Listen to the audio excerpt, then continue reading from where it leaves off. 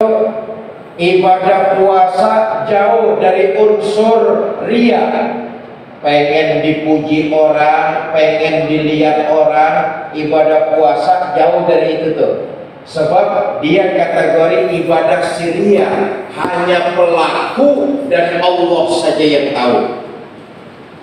Saudara, kalau kita pergi haji, sekampung orang tahu, benar apa enggak? Kalau kita sedekah, orang lihat. Kalau kita sholat berjamaah, tetangga kanan kiri kita paling enggak dia lihat. Tapi kalau ibadah puasa, cuma kita dan Allah saja yang tahu. Ini hebatnya ibadah puasa. Kalau pergi haji, oh sekampung orang lihat tuh, kita dianterin. Kalau sedekah, paling enggak panitia tahu kalau kita ngeluarin duit. Kalau sholat berjamaah, itu tadi yang saya katakan, tetangga kiri kanan kita sholat pasti tahu. Tuh orang sholat berjamaahnya rajin banget ya. Diselidikin, kagak taunya samping masjid ada janda montok.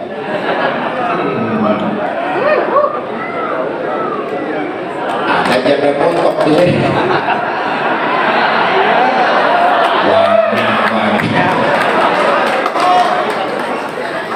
Nah, ibadah-ibadah yang lain gampang disusupi unsur ria. Apa ria itu?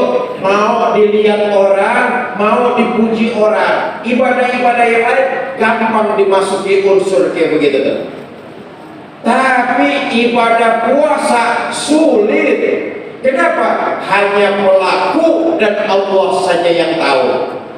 Umpama nih, tadi waktu saudara sholat zuhur berjamaah, andai kata waktu berkumur saudara korupsi setegukan,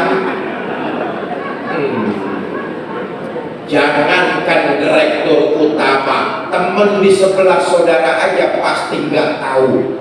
Betul apa enggak? Andai kata setegukan saudara korupsi, jangankan bos satpam, teman sebelah aja nggak tahu. Hebatnya ibadah puasa, cuma pelaku dan Allah. Tadi hadis kursinya sudah disampaikan tuh oleh pemenang lomba pidato Mas Angga ya, betul. Tadi hadis kursinya sudah disampaikan. Allah menyatakan kalau hambaku puasa, pahalanya buat mereka. Kalau hambaku pergi haji, pergi umroh, pahalanya buat mereka. Kalau hambaku bersedekah, menunaikan zakat, pahalanya buat mereka. Allah menegaskan, as-saumu li wa ana ajzibih. Puasa itu untukku, maka aku juga yang akan membalasnya. Hebatnya ibadah puasa. Saudara, hanya pelaku dan Allah saja yang tahu dia sedang berpuasa apa tidak. Makanya saudara, agama Islam itu bukan agama yang memaksakan. Ada aturan, ada kriteria. Ada yang boleh nggak berpuasa, ada. Pertama, yang boleh nggak berpuasa itu anak kecil, itu boleh nggak berpuasa tuh. Yang kedua, belum balik, boleh nggak berpuasa. Yang ketiga, sakit, boleh nggak berpuasa. Yang keempat, gila, boleh nggak berpuasa. Pak, di sono ada yang kagak puasa no Pak, anak kecil kali. Udah gede kok Pak, belum balik kali. Udah dewasa Pak, lagi sakit. sakit kali. Sehat kok Pak. Jawabannya yang keempat, gendeng.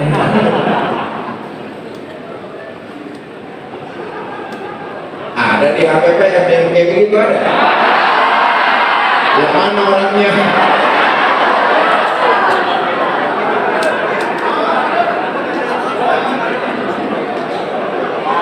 Bapak Ibu, saudara-saudara keluarga besar HPPM yang saya cintai. Nah, umpama nih hebatnya ibadah Syria nih.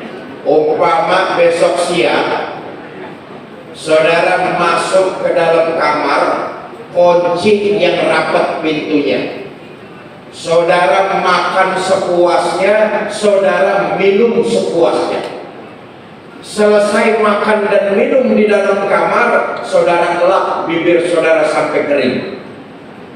Keluar jalan di pinggiran jalan umum, saudara nggak akan ada yang tahu, tidak ada yang nyangka saudara puasa atau tidak.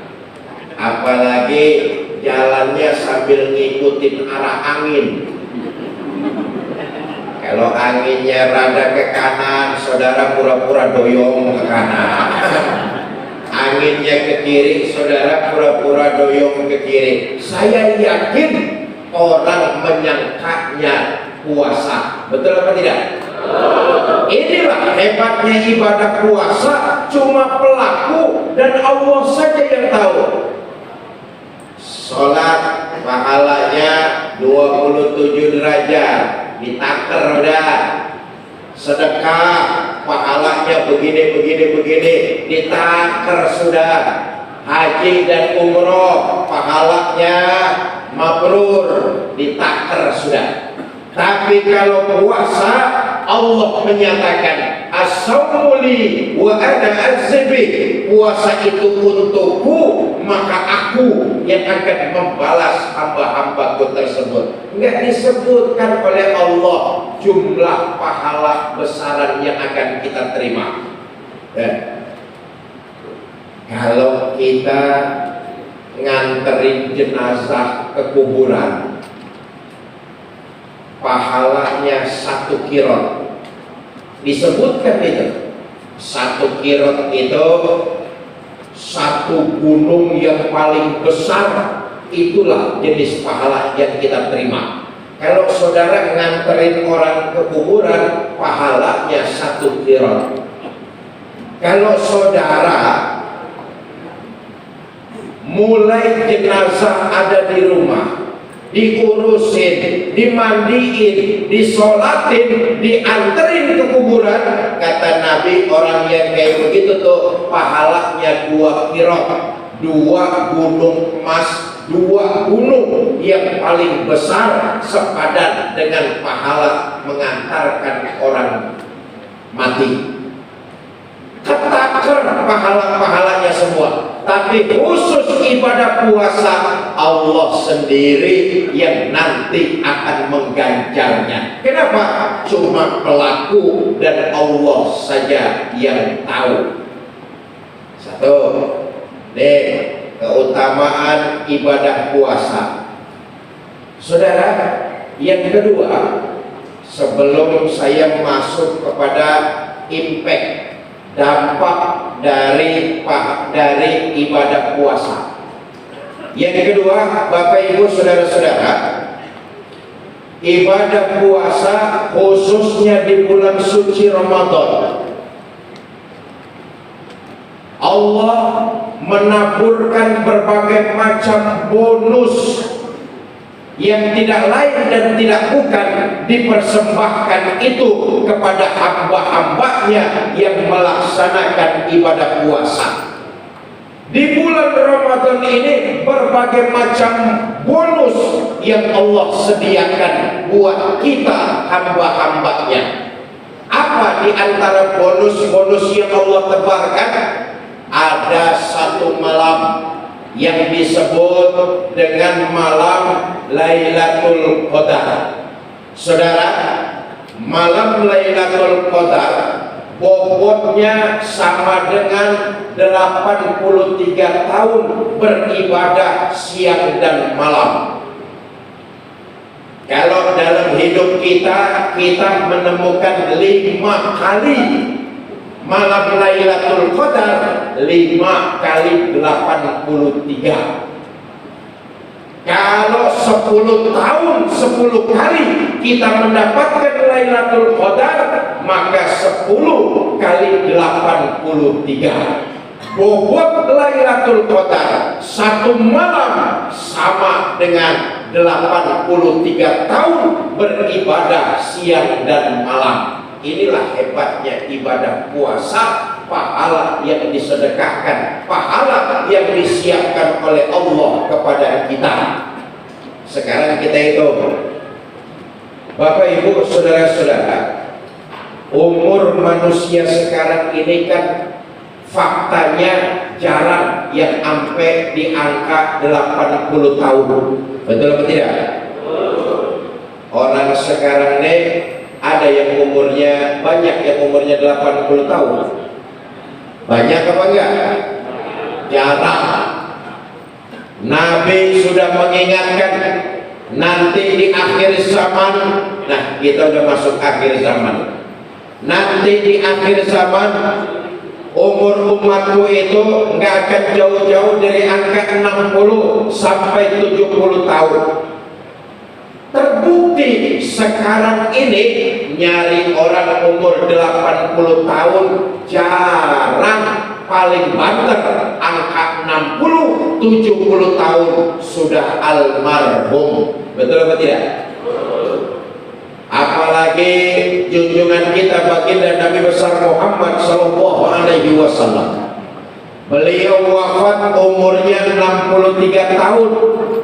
Kita umat Nabi pasti umurnya gak jauh-jauh dari angka 60 tahunan.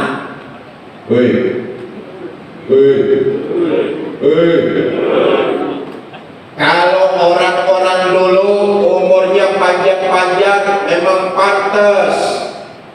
Kita walaupun umurnya 60 sampai 70 tahun nggak usah berkecil hati. Kenapa? Dalam bulan Ramadan Allah memberikan satu malam yang bobotnya sama dengan ibadah 83 tahun siang dan malam. Inilah keutamaan umat baginda Nabi besar Muhammad sallallahu alaihi wasallam. Bukan cuma itu, di dalam bulan Ramadan kita tahu bersama diturunkannya kitab suci kita umat Islam, yaitu kitab suci Al-Quranul Karim. Maka di bulan Ramadan dimanapun tempat orang juga memperingati dengan malam Nuzulul Quran, malam turunnya kitab suci Al-Quranul Karim. Bapak Ibu saudara-saudara kaum muslimin yang saya cintai, semua agama pasti punya kitab yang dianggap suci. Semua agama punya kitab yang dianggap suci. Orang Yahudi punya kitab Taurat, orang Kristen punya kitab Injil, Hindu punya kitab Weda, Buddha punya kitab Tripitaka, Konghucu punya kitab Susi Ngoki, dan kita umat Islam oleh Allah diberikan kitab suci yang bernama Al-Quranul. Kita lihat, saudara, rupa-rupanya sekarang ini masih banyak di antara kita yang Al-Quran cuma kita jadikan hiasan saja di rumah kita masing-masing. Kalau ada mic-nya yang kabel aja deh, minta tolong biar gak mati-mati. Sound system kalau ada mic-nya yang kabel saja. Saudara,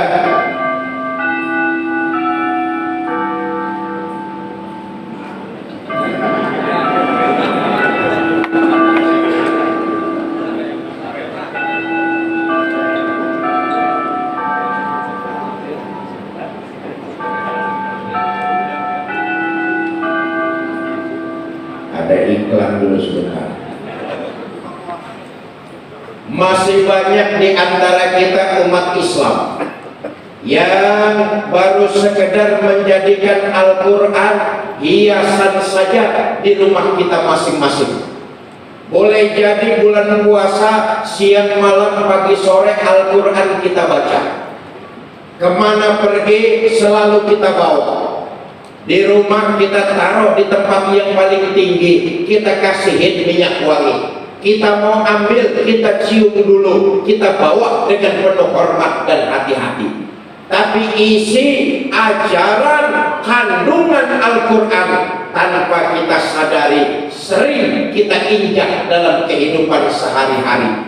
Itu namanya Al-Quran baru cuma sekedar kita jadikan hiasan di rumah kita masing-masing. Isi dan ajarannya kita lecehkan dalam kehidupan sehari-hari. Contoh, ada ayat antu'minuna billah wa la tusyriku bihi syai'a. Berimanlah kamu kepada Allah, jangan menyekutukannya dengan sesuatu pun. Ayat ini kita baca, tapi prakteknya sering kita injak-injak sendiri. Mulut mantap benar ngomong, saya beriman kepada Tuhan yang Maha Esa. Dengar di kantor mau ada mutasi jabatan, kasak kusuk nyari ubah.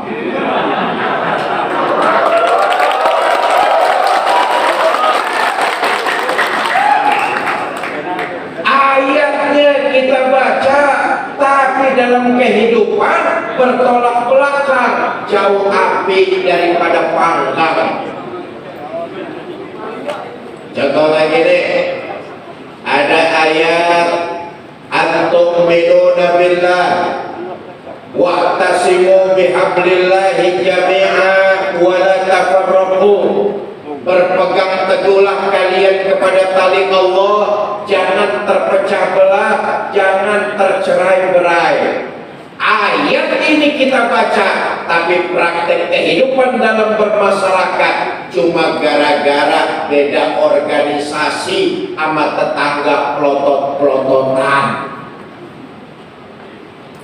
Bapak Ibu saudara-saudara kaum muslimin yang saya cintai, sekali lagi saya katakan, kita ini baru tataran menjadikan Al-Quran cuma hiasan saja di rumah kita masing-masing. Karena itu, dengan memperingati nuzulul Quran, ambil keberkahan di bulan Ramadan, mulai saat ini dan seterusnya, Al-Quran jangan cuma sekedar kita baca, kita pelajari, lalu kita amalkan dalam kehidupan sehari-hari.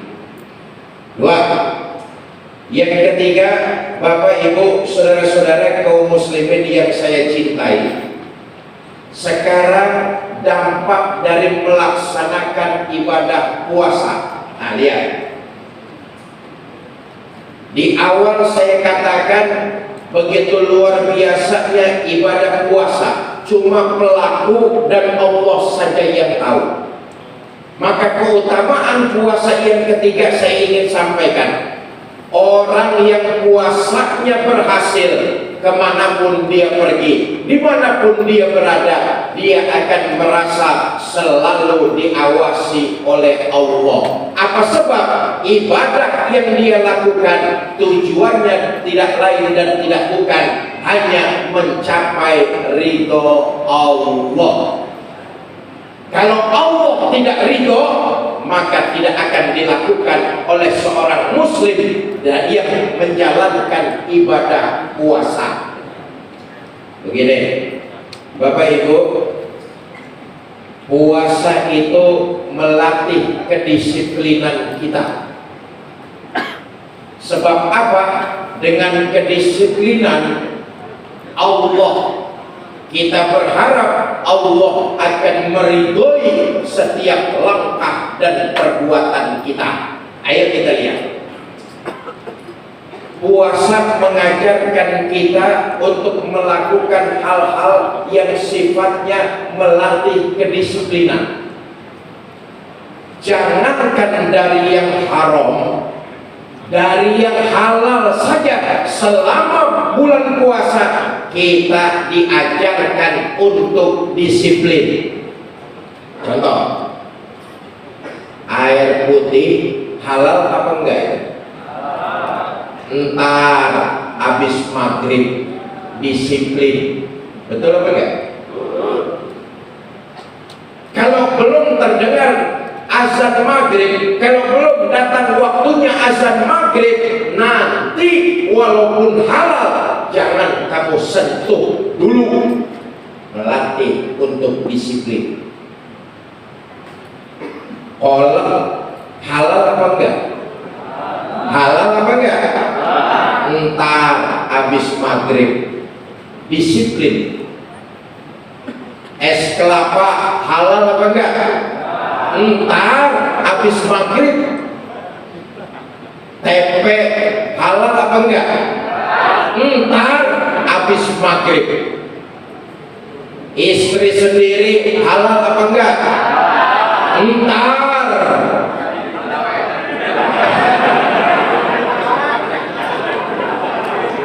Habis maghrib mepet waktunya.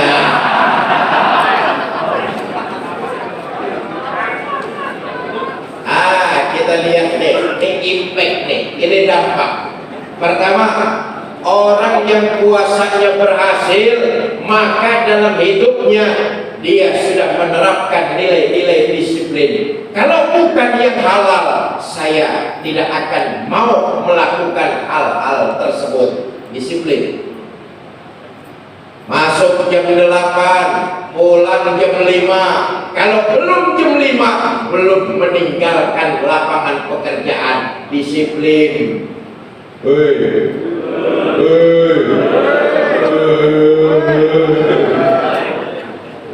Dilatih dari ibadah puasa, disiplin. Jangankan dari barang yang haram, dari barang yang halal saja seorang muslim sudah dilatih untuk disiplin.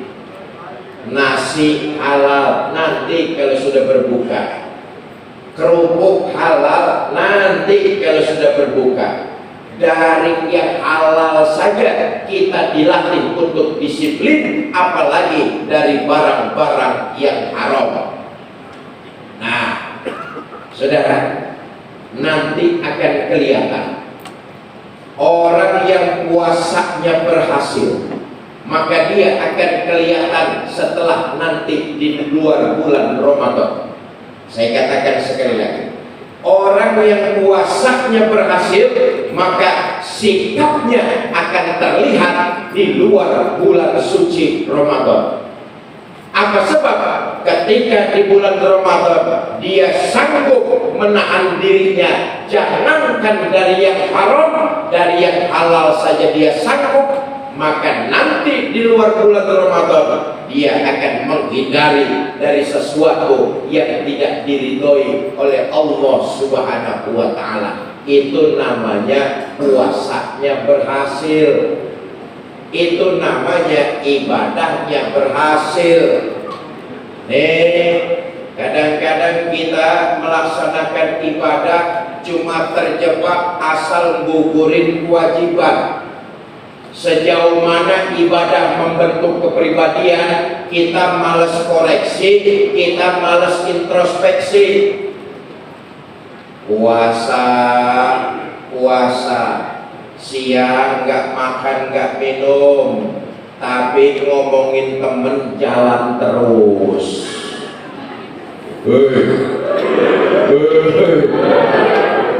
Puasa si puasa, temennya mau dipromosiin naik jabatan, hatinya dongkol. Ada yang kayak begitu?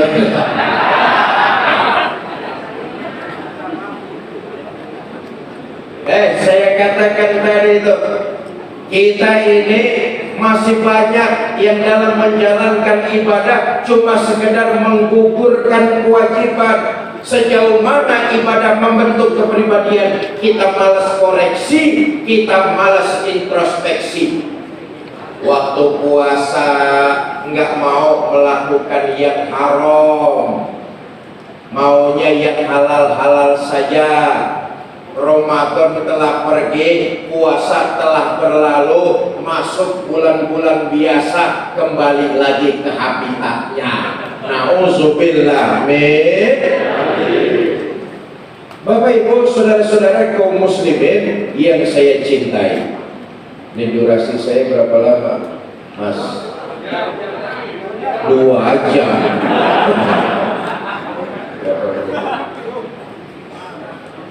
Oke, 5:20, kira-kira 10 menit lagi ya. Bapak Ibu, saudara-saudara kaum muslimin yang saya cintai, kita ini baru terjebak sekadar menggugurkan kewajiban dalam mengerjakan ibadah. Padahal ibadah puasa, saya katakan sekali lagi, melatih kedisiplinan kita. Puncak tertinggi dari disiplin, merasakan kehadiran Allah dalam hidupnya. Jadi ya, kalau kita enggak mau makan, enggak mau minum, bukan karena kita takut sama direktur utama. Kalau kita berpuasa enggak mau makan, enggak mau minum, bukan kita takut sama manajemen kita, tapi sesungguhnya kita nahan makan dan nahan minum cuma karena memang ingin mendapat keridhaan dari Allah Subhanahu wa Ta'ala. Ini disiplin. Artinya ketika kita melaksanakan ibadah puasa, kita meyakini seyakin-yakinnya bahwa Allah sedang mengawasi kita.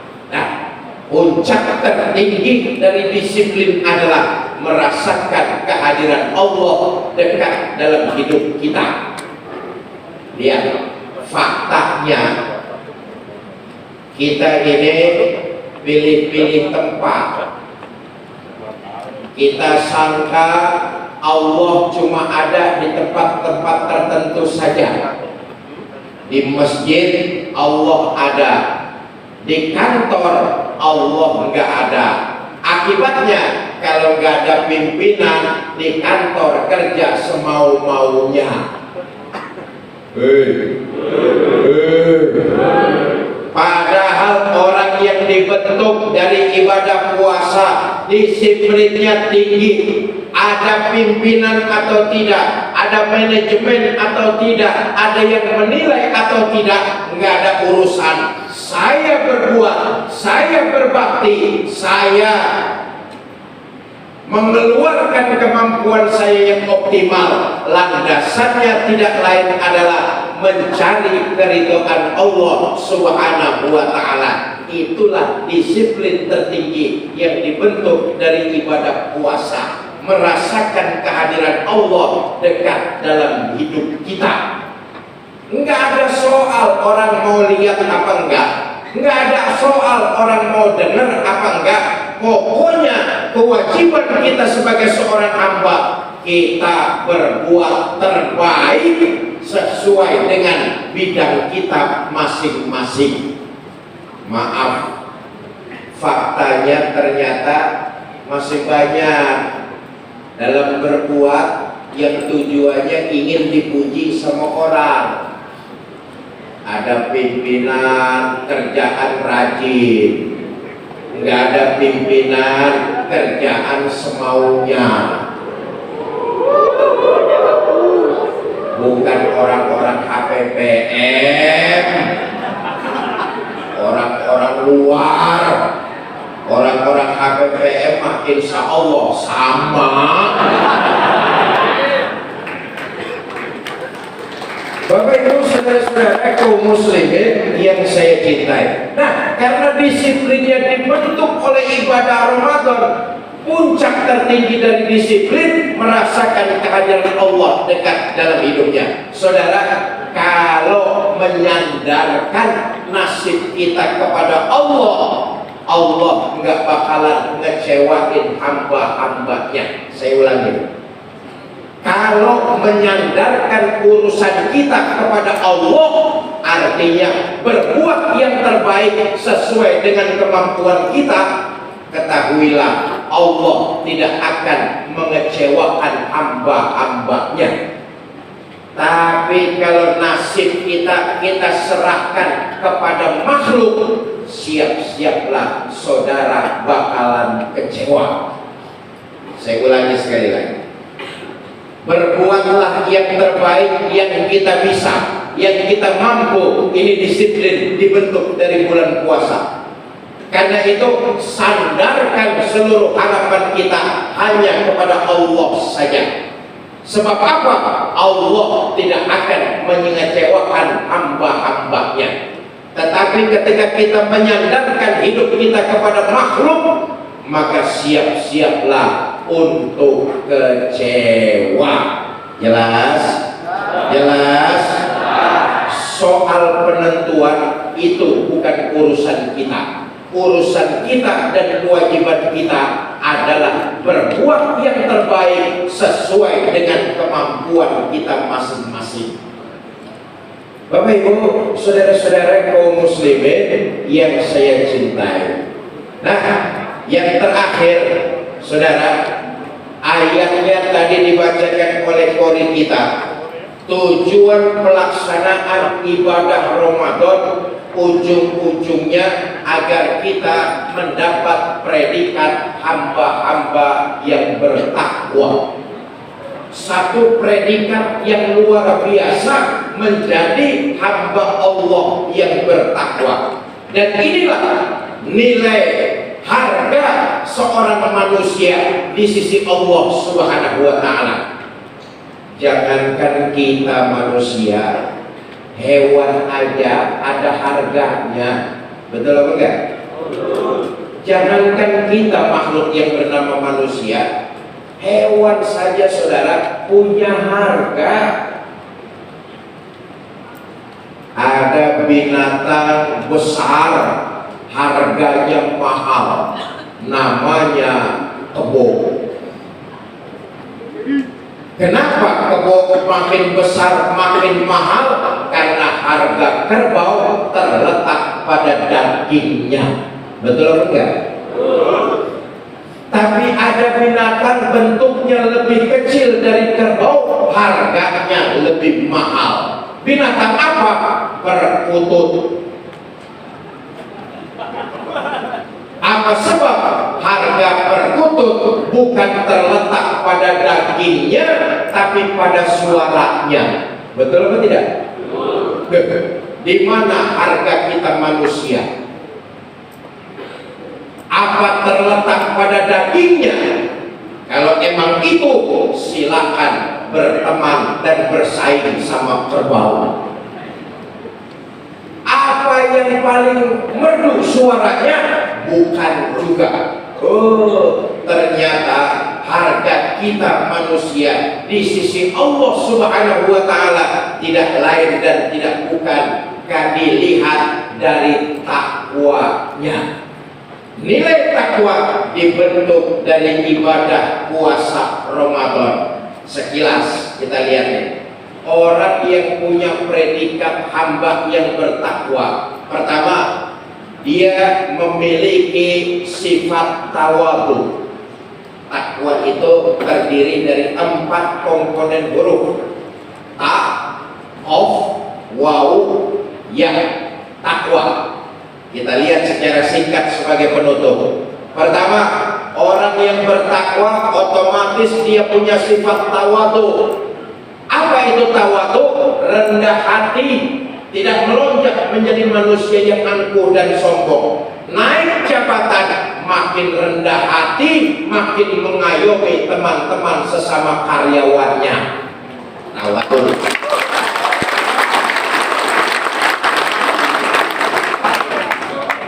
Yang kedua, huruf qaf. Apa simbolnya? Qanaah. Apa maksud qanaah? Menerima karunia yang Allah berikan kepada dirinya, digunakan itu untuk memperbanyak nilai-nilai kebaikan. Qanaah. Lalu yang kedua, waw. Yang ketiga, waw, waro.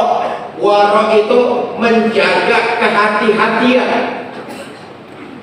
Orang yang bertakwa menjaga kehati-hatian. Hati-hati dalam hal apa? Dalam hal apa saja, terutama dalam hal halal dan haram. Orang yang waro, menjaga kehati-hatiannya, dia tidak akan mau memakan dari sesuatu yang bersumber menurut dia abu-abu.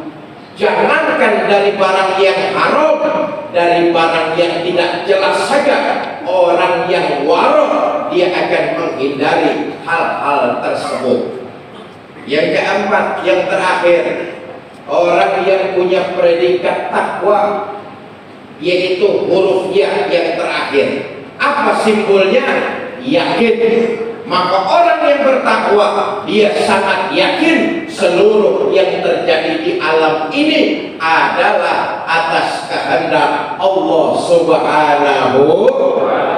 Kembali saya ingatkan, sandarkan seluruh kehidupan kita, yakinlah hanya kepada Allah. Allah tidak akan mengecewakan kita. Tapi ketika kita sandarkan hidup kita kepada makhluk, maka siap-siaplah untuk kecewa. Iringi keyakinan itu dengan memperbanyak amal ibadah, menebarkan kebaikan, dan mengeluarkan, menggali potensi yang kita punya untuk berkarya di mana saja kita berada. Bapak Ibu, saudara-saudara, mari sama-sama kita baca suratul Fatihah. Di penghujung petang memasuki waktu berbuka, dengan mengharap kepada Allah Subhanahu wa Ta'ala, mudah-mudahan ibadah dan nilai-nilai kebaikan serta ibadah puasa yang kita lakukan seluruhnya diterima dan dicatat sebagai sebuah ibadah dilipat gandakan di sisi Allah Subhanahu wa Ta'ala. Yang kedua, dengan pembacaan suratul Fatihah, mudah-mudahan kita semua yang hadir di ruangan ini dipanjangkan umur oleh Allah, diberikan kesehatan, kekuatan zahir dan batin, sehingga dapat melaksanakan sisa yang kurang lebih 13 hari ke depan dalam pelaksanaan ibadah puasa, diberikan kekuatan zahir dan batin. Yang ketiga, mudah-mudahan kita semua yang hadir di sini diberikan oleh Allah rumah tangga sakinah, mawadah dan rahmah, dikaruniakan keturunan yang soleh dan soleha, dikuatkan iman dan keyakinan kita, diwafatkan kita dalam kondisi husnul khatimah. Bidil kalniyah Al-Fatihah.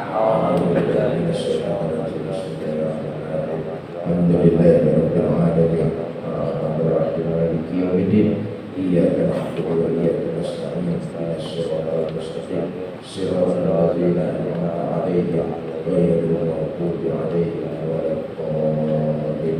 Rabbighfir lana wa liwalidayna.